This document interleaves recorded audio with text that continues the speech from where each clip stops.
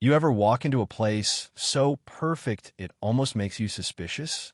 Rose Hill was that kind of retirement, home postcard lawns, rocking chairs, nurses who talked soft like lullabies, the whole package, and families called a blessing, patient called a peace.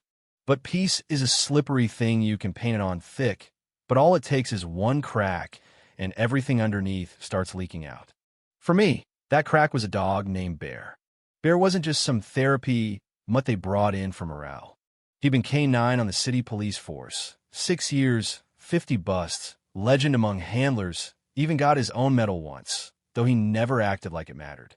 Now, with his face graying, hips stiff, Bear spent his days patting down the halls, wagging at old-timers, letting folks rub his ears like it was his job. He was steady, gentle until that Tuesday when everything changed. I'd only been at Rose Hill a couple months, still figuring out how to fit in with the rhythm. Emily Hayes, just 26, fresh from an internship that nearly broke me. That morning the sun was spilling through the window. As we passed the West Wing old stretch nobody used anymore, Bear stopped cold. Hackles up, eyes locked on a door way down the hall. Room 316. Door didn't match the rest. Old wood, crooked plaque, name scratched off. Bear growled low. Rumbling set my nerves on edge. "Hey, what's up, buddy?" I whispered, crouching down. But Bear just stared, nose twitching, muscles tight like he'd gone back on the clock. Then he barked a sharp, urgent snap. I'd never heard that sound from him. Another nurse poked her head out, looked annoyed, told me not to linger near that door, said it was sealed for a reason. I nodded, but Bear kept looking back as we left, and I couldn't shake the feeling that something was off. That night, I couldn't sleep. Tried to tell myself Bear was just being a dog. Maybe he smelled a rat or heard a weird noise, but I kept replaying how he'd stood there like a soldier. 2 days later, I was on the overnight shift, and Bear was restless, kept dragging me toward the West Wing. Eventually, curiosity won. I checked the floor maps. No listing for room 316. Asked Mrs. Langley, the night supervisor. She just said, "Some rooms are too far gone." Too far gone?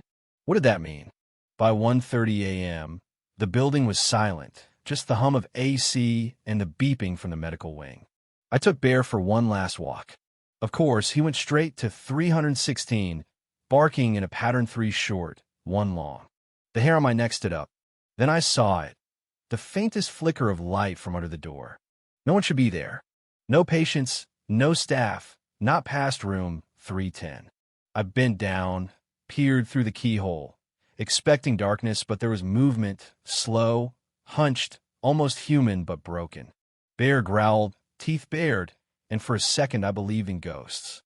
The next morning I tried to get answers. Subtle at first, asked if the West Wing was for storage. Mrs. Langley clammed up, said old wiring, nothing to worry about. I dug through records. Rooms 311 to 320 were listed as vacant, under renovation. But in the electronic logs, I found 3 medication deliveries, marked for that wing, no patient IDs. Someone or something was in that hallway. The following Tuesday, I came in early, nerves shot. This time, I brought a flashlight and a recorder hidden in my scrubs. At 2 a.m., Bear led me back to 316. I crouched by the door, whispered, "Hello? Anyone in there?" Nothing. But then I heard it, breathing, raspy, right behind the door. I backed away, Bear shielding me, adrenaline pounding. Next morning, I went straight to the director, Mr. Chambers, silver hair, calm as a frozen lake. I told him about the barking, the light, the missing records. He smiled, brushed it off. Night shifts, play tricks, old buildings creak, nothing to worry about. But Bear wasn't done. Later that day, Bear snatched a ring of keys off a maintenance guy. One key was rusted, marked 316. I sat in my car after shift, clutching the keys, Bear asleep beside me, and decided enough is enough. Next night, I went back. The West Wing was dead quiet, like even the sound had been sucked out. Bear walked at my side, alert. I used the key, opened 316. The smells tail sweat, old chemicals hit me first. 2 narrow beds, one with a deep indentation. Old 4-stand, a TV with static. And in the far corner, a man in a wheelchair facing the wall. "Sir," I said. No answer.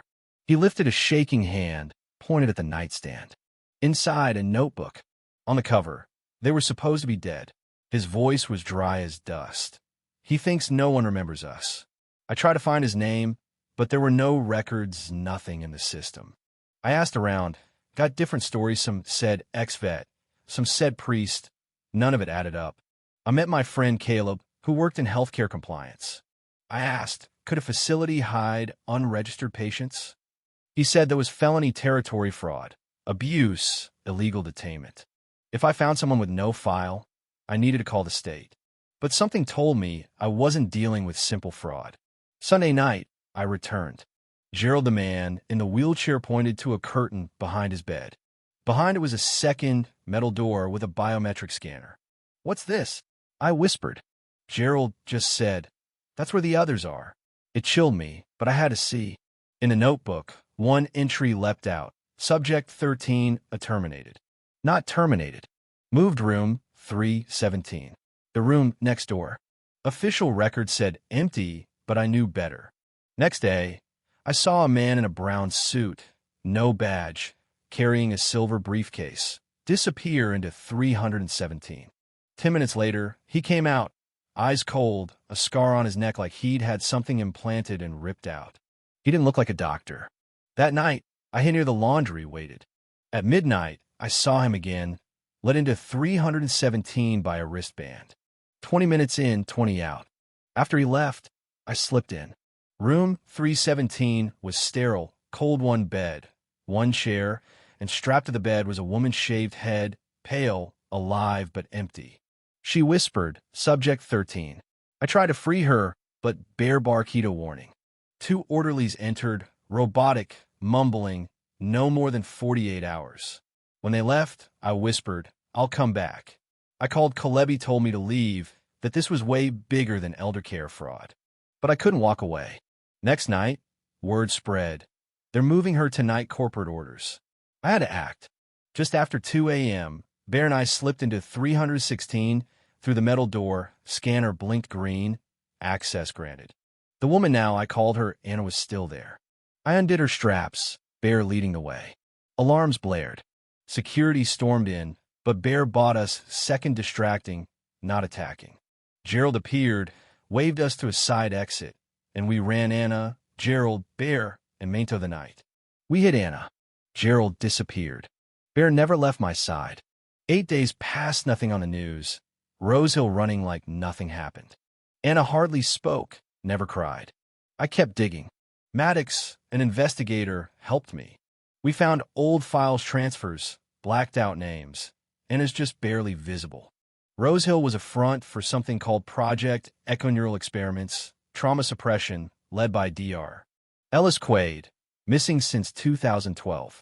Anna's file, resistant to memory erasure. Confine indefinitely. Anna started remembering. My name's not Nate's June. Flashes of the past, her brother, long hallways, a woman with a green clipboard, Quaid's voice. You'll forget who you are before the world remembers what we did.